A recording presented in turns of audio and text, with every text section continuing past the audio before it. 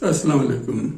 آج میں بات کروں گا ملک چلانے کی کمپیٹنسی کے تعلق سے کہ ہماری کیا کمپیٹنسی ہے یا ہماری کیا کیپیبلٹیز ہیں ملک چلانے کے تعلق سے ان کمپیریزن ٹو جو ویسٹرن کنٹریز ہیں یا ترقی کرنے والے ممالک ہیں ان کی کیا کمپیٹنسی ہے، تاکہ فرق سمجھ میں آئے اور ہم بھی کچھ سیکھ سکیں اور آگے بڑھ سکیں۔ دیکھیں، ایک طرف تو مغربی ممالک ہیں یا وہ ممالک ہیں جو ترقی کر رہے ہیں، ان میں سسٹمز بنانے کی اہلیت ہے، ان میں قوانین بنانے کی اہلیت ہے، وہ خود نئے پروسیسز بنا سکتے ہیں، وہ نئے پروسیسز ایوالو کر سکتے ہیں۔ اچھا، آپ دیکھیں ان کے جو سسٹمز ہیں، جیسے ان کا ڈیموکریسی ہے، ڈیموکریسی کے رولز ہیں کہ بھی اس میں پارلیمنٹ ہوگی، اس میں عدلیہ ہوگی، اس میں انتظامیہ ہوگی، یہ سب سپریشن آف پاورز اہلیت ہے ان میں جس کو کرنے کی۔ اسی طرح تمام قوانین بنانے کی اور ایک پورے ملک کو ریگولیٹ کرنا اور صحیح چلانے کے لیے قوانین بنانے کی ان کے یہاں اہلیت ہے۔ ان کے یہاں یہ سب جو قوانین ہیں یہ اوپر سے نہیں آئے، آپ دیکھیں یہ آسمان سے نہیں اترے، یہ خود انہوں نے بنائے ہیں، انہوں نے ڈیوائس کیے ہیں۔ تو جہاں سسٹمز نہ ہوں تو ان میں اتنی کیپیبلٹی ہے، اتنی ذہنی صلاحیت ہے کہ وہ نئے سسٹم بنا سکتے ہیں، ایوالو کر سکتے ہیں وہ۔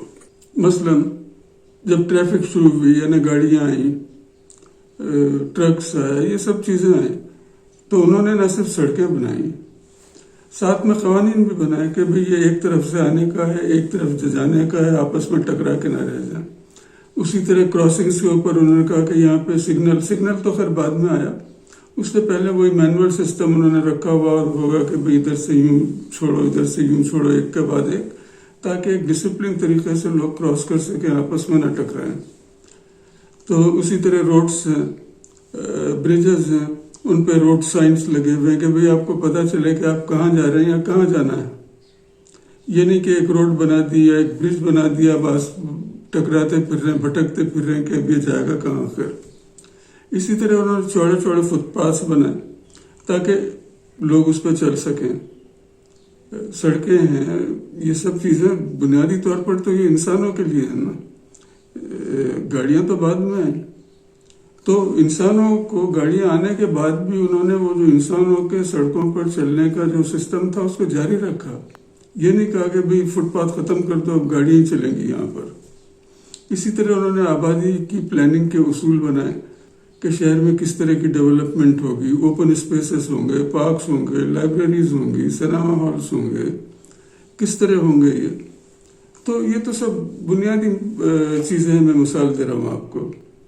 تو انہوں نے ملک چلانے کے لیے ایک پورا جمہوری نظام بنایا اور وہ اپنے بنائے ہوئے اصولوں پر عمل بھی کرتے ہیں، کیونکہ انہوں نے یہ قوانین خود اپنی آسانی کے لیے بنائے ہیں۔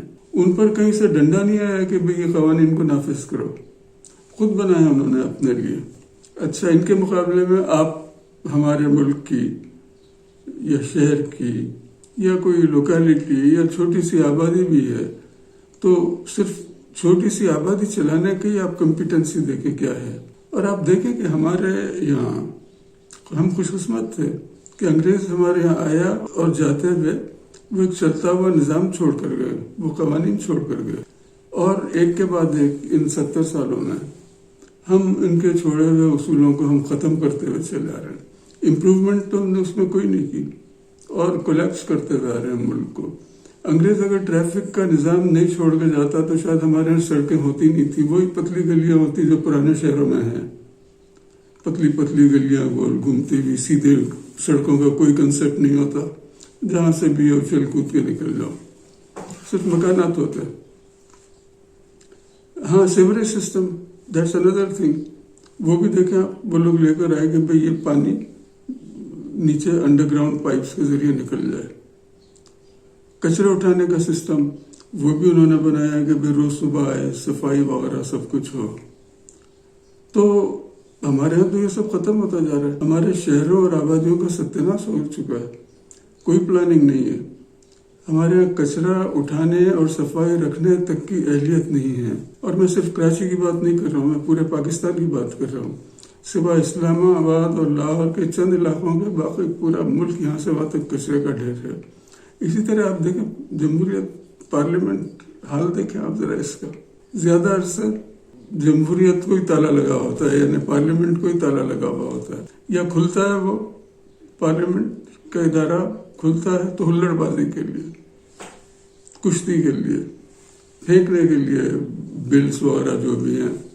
کہ آپ نے کسی بھی دوسرے تہذیب یافتہ ملک کی پارلیمنٹ کو اس طرح کام کرتے ہوئے دیکھا ہے؟ آپ دیکھیں مغربی ممالک کے جو پارلیمنٹیرینس ہیں، آپ ان کی بھی دیکھیں، ان کی پرسنالٹیز کو دیکھیں، ان کی بردباری دیکھیں، ان کی عقل دیکھیں، ان کا سمجھ دیکھیں، ان کا فہم و فراست دیکھیں. اچھا دیکھیں، آپ کے لارڈ بیٹس ہیں برٹش پارلیمنٹ کے رکن، ایک میں ویڈیو کر چکا ہوں ان کے متعلق. تو یہ پارلیمنٹ میں 10 منٹ لیٹ آنے پر یہ خود ریزائن کر کے چلے گئے، وہ چھوڑ کر پارلیمنٹ نکل گئے. وہ انہوں نے کہا کہ میں اس قابل نہیں ہوں کہ اس ادارے یعنی پارلیمنٹ میں جہاں پر انتہائی ضروری بحثیں ہو رہی ہیں، انتہائی ضروری فیصلے کیے جاتے ہیں ملک کے مستقبل کے لیے، اور میں اس میں 10 منٹ لیٹ آؤں. چلے گئے چھوڑ کر وہ. اچھا یہ جو ہے اصل میں یہ ہے احساس ذمہ داریوں کا احساس. اور جو آدمی جتنا بھی ذہنی اور عقلی طور پر منجا ہوا ہوگا، بہتر ہوگا، اس میں اتنا ہی زیادہ ذمہ داریوں کا احساس ہوگا. مثال کے طور پر ایک جانور ہے، جانور کو نہیں ہوتا کسی ذمہ داری کا احساس کہ مجھے ٹائم پہ یہاں پہنچنا ہے. انسان میں ہوتا ہے، اور وہ انسان جتنا زیادہ ذہنی طور پر آگے ہوگا اس میں ان ذمہ داریوں کا احساس ہوگا. اچھا وائل آن دا سبجیکٹ میں ایک آدھ چیز اور بتلا دوں. اچھا اسی طرح ایک اور چیز ہے جیسے شرم ہے. کچھ لوگ ہیں جن میں اگین وہ ہائر لیول آف انٹلیکچوئل یعنی انسان کی جو ذہنی ارتقاء ہے اس کے اونچے لیول پہ ہیں. وہ ان پر اگر کوئی الزام لگا دیا جائے، کوئی غلط الزام لگا دیا جائے، وہ ڈوب مرتے ہیں، وہ خودکشی کر لیں گے، لیکن وہ اس برے نام کے ساتھ معاشرے میں اپنا چہرہ نہیں دکھا سکتے. اچھا دوسری طرف وہ انسان ہیں، ان کو کھڑے کھڑے آپ دیں، گالیاں دیں، برا بھلا کہیں، وہ ہنستے رہیں گے. وہ اگین آپ دیکھیں یہ وہی انسان اور جانور کی بات آ جاتی ہے کہ جو فرق ہے انسان میں اور جانور میں ہے کہ جو جانور میں آپ دیکھیں یہ سینس نہیں ہوتا. آپ کھڑے ہو کے جانور کو دیں، گالیاں دیں، ڈانٹیں، کیا وہ شرم سے چلا جائے گا وہاں سے؟ اب یہیں پہ پھر وہی ہے انسان اور جانور کا فرق. جیسے کتا ہے، یہی میں نے جو کہا کہ کتا اگر گوشت کی دکان پر چرا رہا ہو وہ نہیں مانے گا نا. اگر اس کے سامنے آپ تقریر کریں، سمجھائیں کہ بھائی مت کرو، یہ نہیں کرے گا نا. وہ اس کو تو آپ جب تک جوتے نہیں لگائیں گے، جب تک وہ وہاں سے نہیں جائے گا، جب تک پتھر نہیں پھینکیں گے اس کے اوپر، وہ وہاں سے نہیں بھاگے گا. یہ فرق، اس طرح فرق کو سمجھیں آپ. اچھا آپ یہ خبر دیکھیں جو جنوبی کوریا کے سابق صدر روح مو کے متعلق ہے، جن پر کرپشن کا الزام لگنے کے بعد انہوں نے ایک پہاڑ سے کود کر چھلانگ لگا کر خودکشی کر لی تھی. لیکن اس کے باوجود کوریا کے عوام میں آج بھی ان کی اتنی عزت ہے، آج بھی وہ ہر سال ان کی برسی مناتے ہیں. دیکھیں آپ، ایک فرد جس نے اپنی تمام عمر اپنے ملک کی اور عوام کی ایمانداری سے خدمت کی ہو، ایمانداری سے خدمت کی، دیانتداری سے خدمت کی، وہ اس صدمے کو برداشت ہی نہیں کر سکا کہ اس پر بددیانتی اور کرپشن کا الزام لگے. جان دے دی اس نے، خودکشی کر لی اس نے.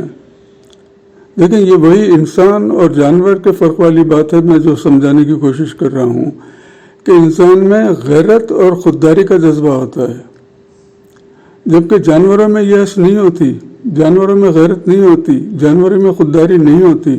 یہ صرف اور صرف انسان میں ہوتی ہے. اچھا اب آپ خود دیانتداری سے اس بات کا فیصلہ کریں، دیانتداری سے، کہ پاکستان کی آبادی میں اور پاکستان کے عوام میں اس قسم کی غیرت اور خودداری کا جذبہ کتنے لوگوں میں ہوگا جس طرح کوریا میں.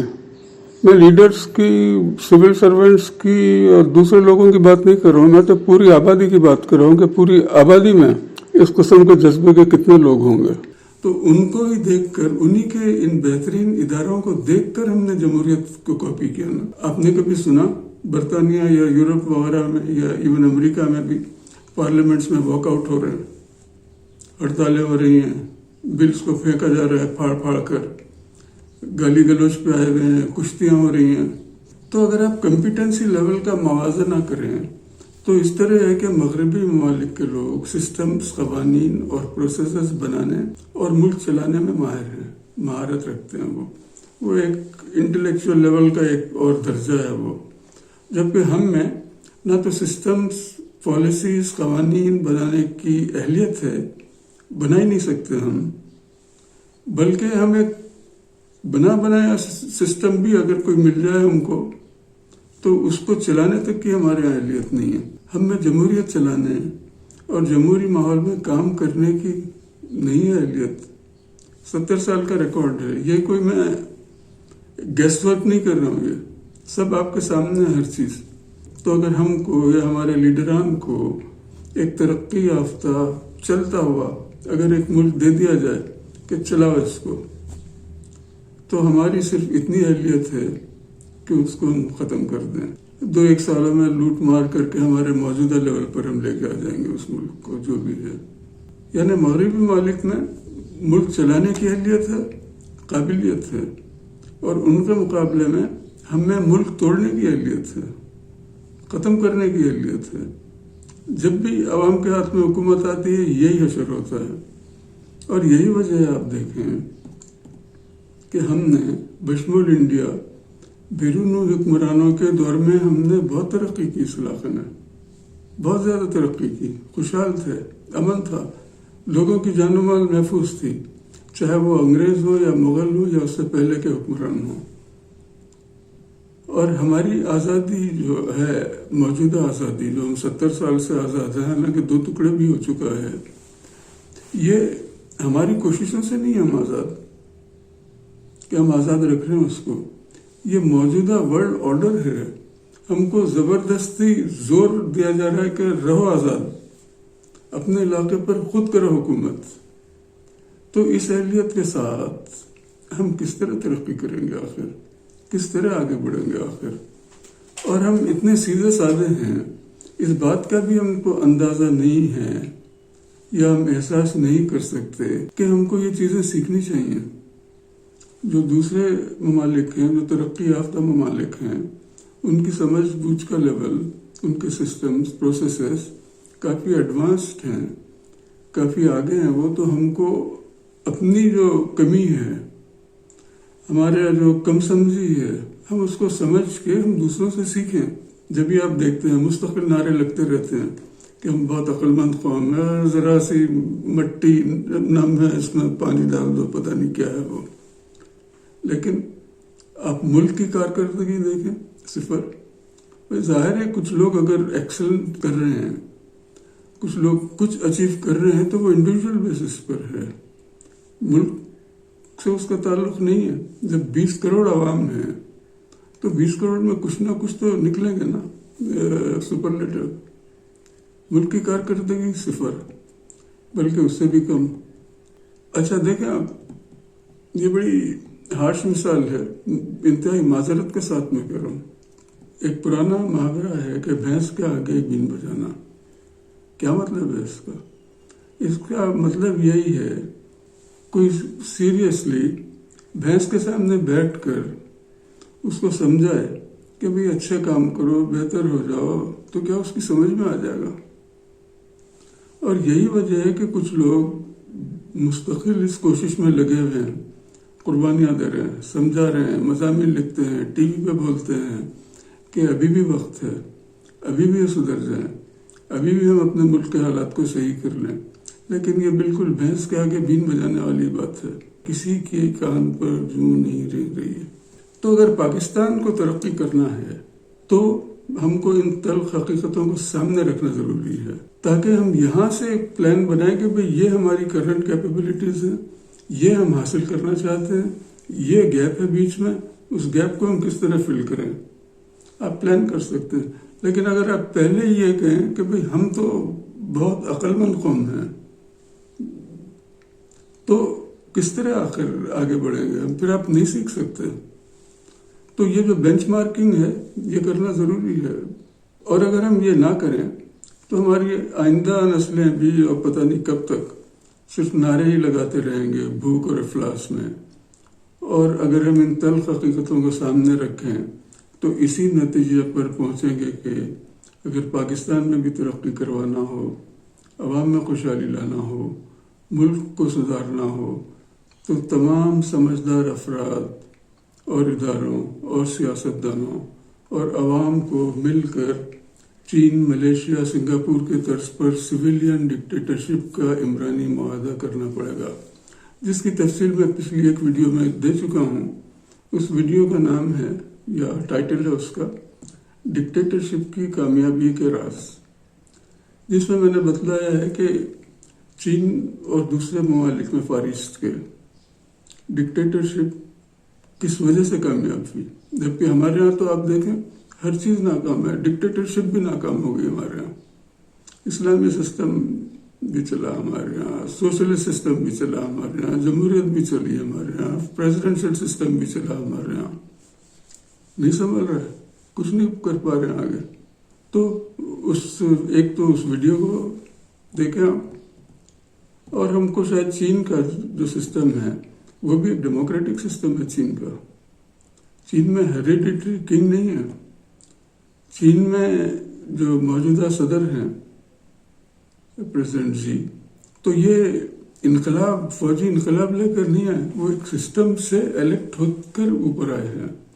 تو ہم کو چین کا سسٹم اسٹڈی کرنا پڑے گا کہ شاید وہ ہمارے لیے بہتر ہو۔ اچھا، اس سلسلے کی آئندہ ویڈیوز آپ ضرور دیکھیں، جس میں اپنے عوام کی موجودہ صحیح اہلیت کے بارے میں تفصیل سے انالائز کروں گا یا بینچ مارکنگ کر کے سمجھانے کی کوشش کروں گا، جس سے سویلین ڈکٹیٹرشپ لانے کی وجوہات واضح ہوں گی۔ دراصل یہ جو میرے پوائنٹس ہیں یا میں نے جو بتلایا ہے، آپ سمجھتے ہیں اس کو، آپ کو پتہ ہے کہ لوگوں میں کمپیٹنسی نہیں ہے، اگر سسٹم نہیں چل رہا ہے تو کمپیٹنسی نہیں ہے، لیکن کیونکہ وہ ان کی تفصیلات کو سمجھا نہیں سکتے کنکلوسیولی، اس لیے ان کے منہ بند رہتے ہیں، سب کے منہ بند رہتے ہیں۔ اچھا، میرے علم میں نہیں ہے کہ اس سبجیکٹ پر ہمارے یہاں کبھی کسی نے تفصیل سے ریسرچ کی ہو یا غور کیا ہو، یعنی لوگوں کا کنڈکٹ جیسا ہمارے یہاں ہے ایسا کیوں ہے، لوگوں کا کردار اتنا گرا ہوا کیوں ہے، نہیں کیا کسی نے اس کو اسٹڈی۔ اچھا، جبکہ بڑے ممالک نے اور وہاں کے دانشوروں اور سیاستدانوں نے ہماری نس نس کو اسٹڈی کیا ہوا ہے، ہماری رگ رگ کو اسٹڈی کیا ہوا ہے، اور اسی کے مطابق وہ ایویلویٹ کر کے ہمارے سلسلے میں پالیسیاں بناتے ہیں، اور ہم جیسے ممالک کی آبادیوں کو بمباری کر کے ختم کرنے کے پلانز بھی بناتے ہیں۔ دراصل یہ کام ہم کو خود کرنا چاہیے تھا۔ اچھا، اور جب آپ اپنے لوگوں کی اسکلز یا کمپیٹنسی لیول کو صحیح سمجھیں تو پھر آپ اس کو یعنی عقل و دانش کے لیول کو بڑھانے کے پلانز بنائے جا سکتے ہیں پھر اس کے بعد۔ والسلام۔